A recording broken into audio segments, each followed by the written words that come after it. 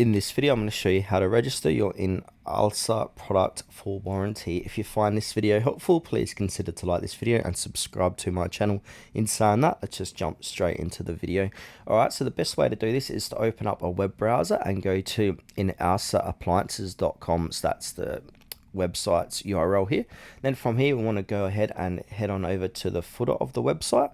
Now at the bottom of the page we've got product registration, so just basically click onto that, and then we're going to come to the product registration page where we can register your product to available product warranty. So basically you want to fill out this form here. So it's very simple. So put in your customer name, email, mobile number, product name and date of purchase. Also you want to jot in your address, city, pin code, also your SR number. You'll find it on the rating label of the product.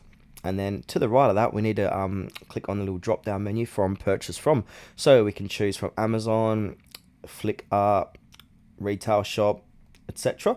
And then from that, we want to go ahead and upload that proof of purchase for warranty registration.